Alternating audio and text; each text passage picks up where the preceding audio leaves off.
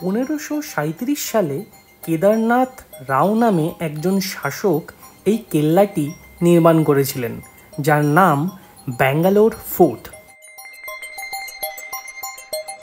ওই যে gate number D দেখা যাচ্ছে, গেট নাম্বার ডি থেকে বেরিয়ে বাদিকে বাস স্ট্যান্ড আছে, এই বাস স্ট্যান্ড বরাবর সোজা হেঁটে গেলে আসবে ব্যাঙ্গালোর ফোর্ট।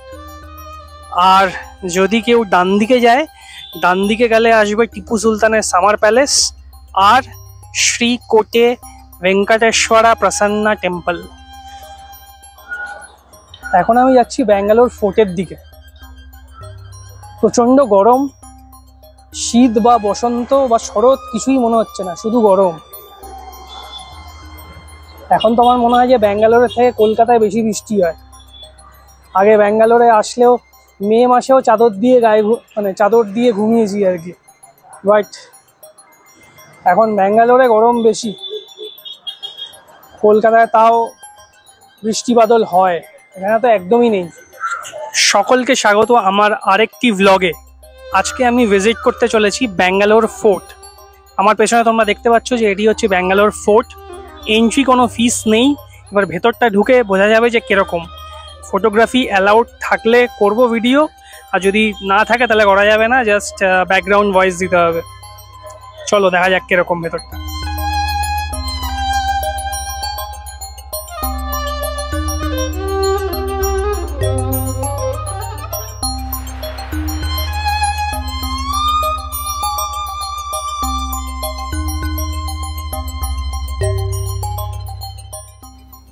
আসলে এই কেল্লা আগে চালা কেল্লা নামে পরিচিত ছিল, যার অর্থ মাটির কেল্লা।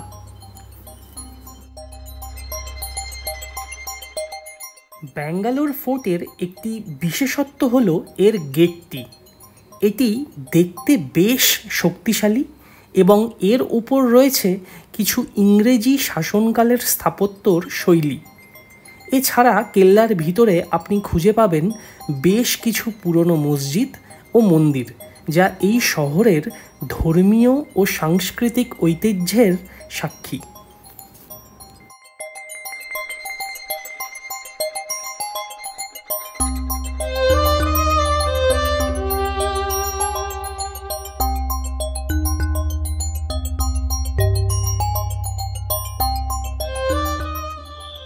কল্লিনের রাজা দেবরায়া এই ফোর্টটিকে নির্মাণ করে 1600 দশকে। প্রথমে ফোর্টটি বানানো হয় ছোট অবস্থায়, তারপর হায়দার আলী এবং তার পুত্র টিপু সুলতান এসে ফোর্টটিকে বড় করে।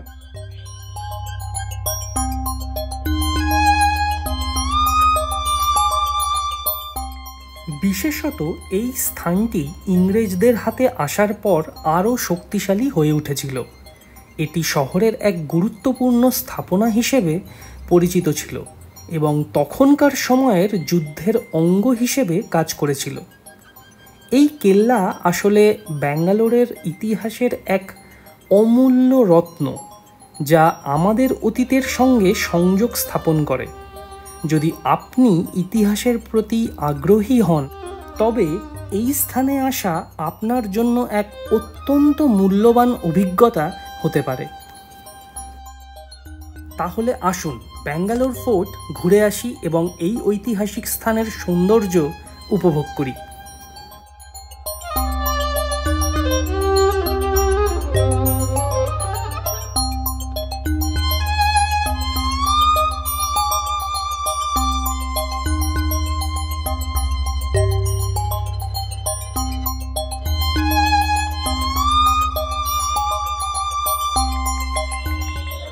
এই দুর্গটি আগে ইউজ হতো অস্ত্রাগার হিসাবে, তারপর এখন এটি একটা উন্নত শহরে এক ঐতিহ্যময়ী দুর্গ। বাট এটা ঘুরে যেটা আমি বুঝলাম, যেখানে রক্ষণাবেক্ষণের প্রচণ্ড অভাব, মেনটেনেন্স একদম করেই না বলতে গেলে চলে। আর এখানে প্রচুর বাঙালি দেখলাম, যারা কুচবিহার, নর্থ বেঙ্গল, আলিপুরদুয়ার থেকে এসছে। আলাপ করে ভালো লাগলো। ইনফ্যাক্ট কলকাতাবাসী বা বাঙালি একটা অন্য শহরে দেখে একটা আলাদাই অনুভূতি হয়। তোমরা এরকম কোথায় কোথায় বাইরে বাইরে গেছো আর বাঙালির সাথে দেখা হয়েছে আর কেমন ফিলিং হয়েছে সেটা কমেন্টে জানিও। তো তোমরা দেখতে পাচ্ছ এই দুর্গটি কত বিশাল, দেখাচ্ছি আমি।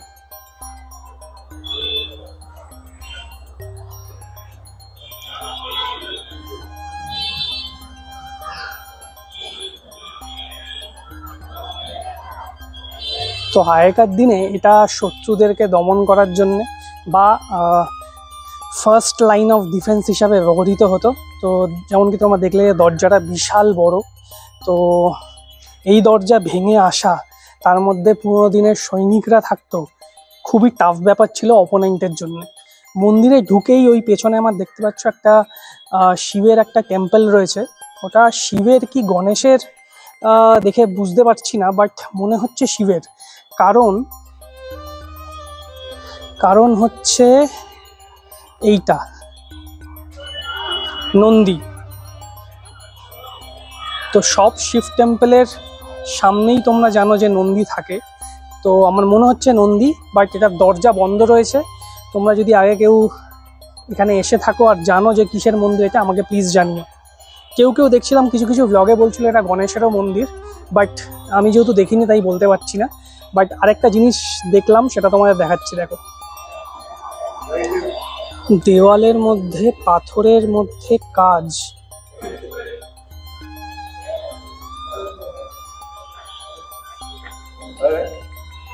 এটা আগেকার দিনে বোধহয় কারাগার ছিল।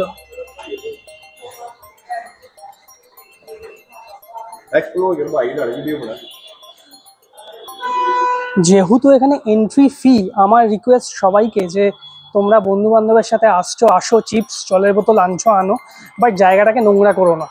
যেহেতু এন্ট্রি ফি, তার মানে এই নয়, মানে ফ্রি, তার মানে এই নয় যে তোমরা এখানে এসে নোংরা করবে। তো ঢুকেই একদম ডান দিকে তোমরা দেখতে পারবে এরকম বড় একটা ডাস্টবিন আছে। তো যদি কোনো সময় কিছু খাও, কিছু ফেলার প্রয়োজন মনে হয়, প্লিজ ইউজ দি ডাস্টবিন।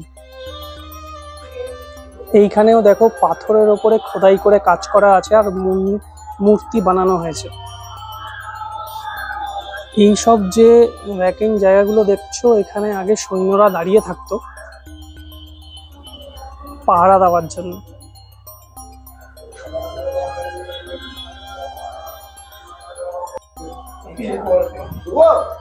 সামনে একটা গুহা পেয়েছি, এই গুহা দিয়ে কোথায় যাওয়া যায়?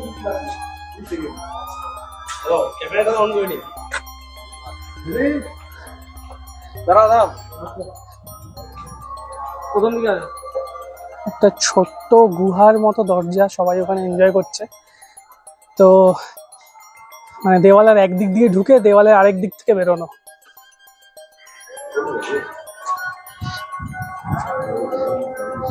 আমার মনে হয় বেশিরভাগ জায়গায় এখানে মুঘল এম্পায়াররা যখন কঙ্কার করেছিল, সেখানে আগে মনে হয় হিন্দু টেম্পলই ছিল।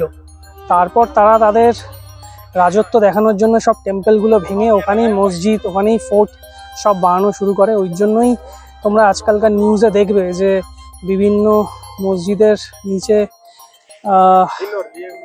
টেম্পল পাওয়া যাচ্ছে। আচ্ছা, এখানে আমি পেয়ে গেছি কিছু हरियाणा থেকে लोग এসছে। तो से हाई गाइज,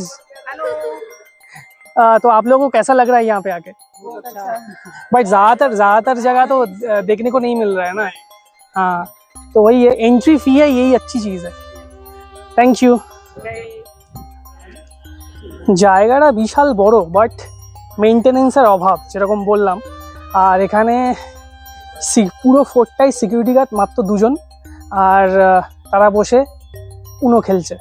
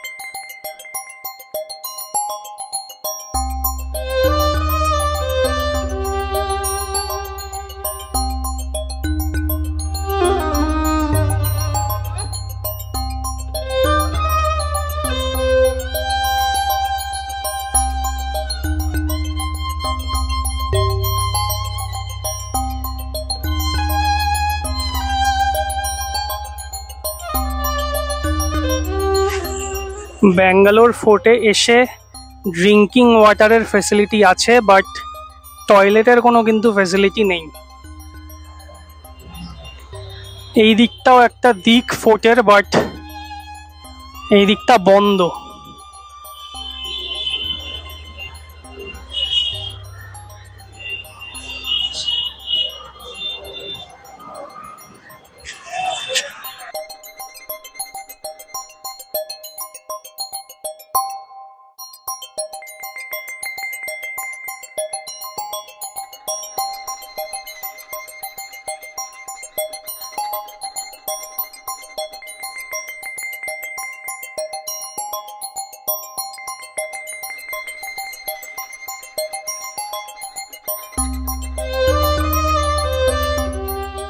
এখানে আসলে আপনি যেমন দেখতে পাবেন বিভিন্ন স্থাপত্যের মেলবন্ধন, তেমনই পাবেন ইতিহাসের অনেক পুরনো চিহ্ন।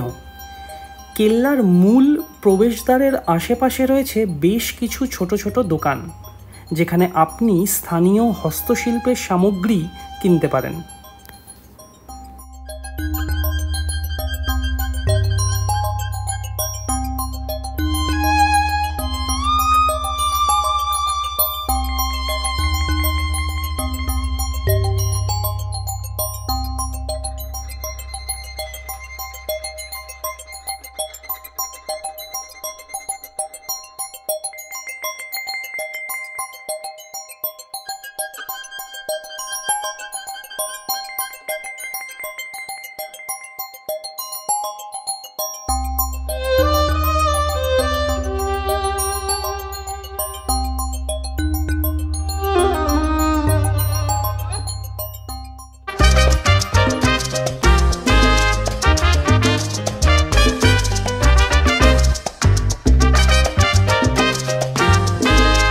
কর্ণাটকাতে কোন কোন জায়গা আপনারা দেখতে চান সেটা আমাকে প্লিজ কমেন্ট করে জানান। আমি চেষ্টা করব সেই জায়গাগুলো ঘুরে আপনাদের সামনে তুলে ধরতে, যাতে আপনারা যখন আসবেন আপনাদের যাতে ঘুরতে কোনো অসুবিধা না হয়। আমি ঈশান, আর আপনারা দেখছেন আমার চ্যানেল ঈশান অ্যান্ড বিয়ন্ড। আমি বিভিন্ন রকমের ভিডিও বানাই আর সেটা আপলোড করি এই চ্যানেলে। ভিডিওটি ভালো লেগে থাকলে অবশ্যই LSS লাইক, শেয়ার, সাবস্ক্রাইব।